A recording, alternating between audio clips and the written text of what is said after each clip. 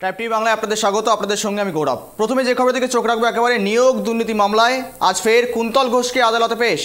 হেফাজত শেষ, আজ ফের ব্যাংশালাত কোর্টে আনা হলো কুন্তল ঘোষ এবং মানিক ভট্টাচার্যকে, সঙ্গে আনা হয়েছে শঙ্কর আড্ডকেও। যে খবর জানিয়ে রাখি আপনাদের, আজ তিনজনকেই তোলা হবে আদালতে। শেষ কুন্তল, মানিক এবং শঙ্কর আড্ডর জেল হেফাজত, অর্থাৎ নিয়োগ দুর্নীতি মামলা, বারংবার যে মামলায় কিন্তু নাম জড়িয়েছিল এই তিনজনের, এতদিন তারা জেল হেফাজতে ছিলেন। জেল হেফাজতের মেয়াদ শেষ হতেই আজ ফের ব্যাংশাল আদালতে পেশ করা হচ্ছে এই তিনজনকে, অর্থাৎ কুন্তল, মানিক এবং পাশাপাশি শঙ্কর আড্ডকে। এই তিনজনকে কিন্তু ইতিমধ্যেই পেশ করা হচ্ছে ব্যাংশাল আদালতে। আর এই সমস্ত বিষয় নিয়ে আমরা আরও বিস্তারিত নেব। আমার ফোন কলে জুড়ে রয়েছে প্রতিনিধি তোতন। আজ এই তিনজনকে একেবারেই আদালতে পেশ করা হলো। একেবারে শেষ বলা যেতে পারে কুন্তল, মানিক এবং শঙ্কর আড্ডর জেল হেফাজত, পুনরায় তাদেরকে আদালতে পেশ করা হচ্ছে। মূলত কি তথ্য আজ তারা পেশ করবে আইনজীবীরা, পাশাপাশি সে তরফ থেকে দাঁড়িয়ে নিয়োগ দুর্নীতি মামলায় মূলত এখনো পর্যন্ত কি আপডেট উঠে আসছে?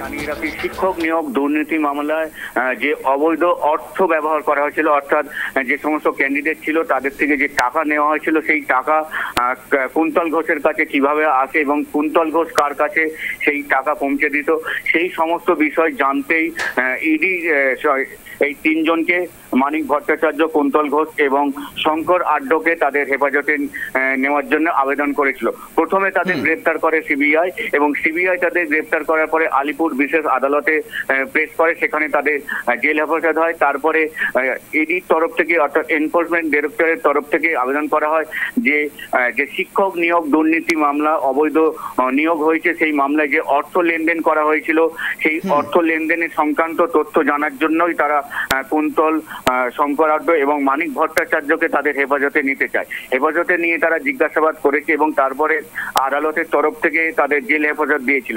আজকে সেই জেল হেফাজত শেষে তাদের পুনরায় ব্যাংশাল আদালতে পেশ করা হলো। ইডির আইনজীবী সূত্রে আমরা জানতে পারছি যে তারা আজকেরও তাদের হেফাজতে নেওয়ার জন্য আবেদন করবেন।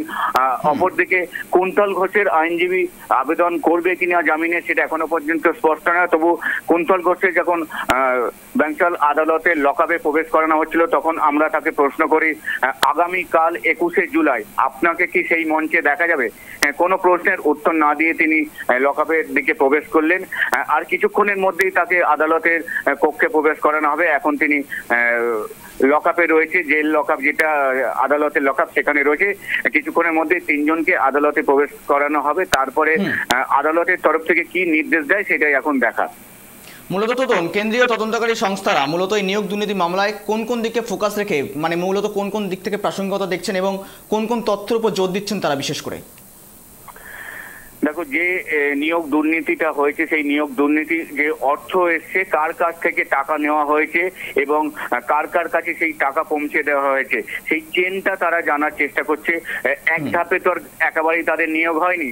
প্রথম, দ্বিতীয়, তৃতীয়, চতুর্থ মানুষ রয়েছে যারা এই নিয়োগের প্রক্রিয়াটা চালিয়েছিল, যে অবৈধ নিয়োগ, সেই সমস্ত কিছু জানার জন্যই কেন্দ্রীয় সংস্থা তাদের হেফাজতে নিয়ে পুনরায় জিজ্ঞাসাবাদ করতে চায় এবং তাদের জিজ্ঞাসাবাদ করে আরো তথ্য জানতে পারবে কে কে জড়িত রয়েছে।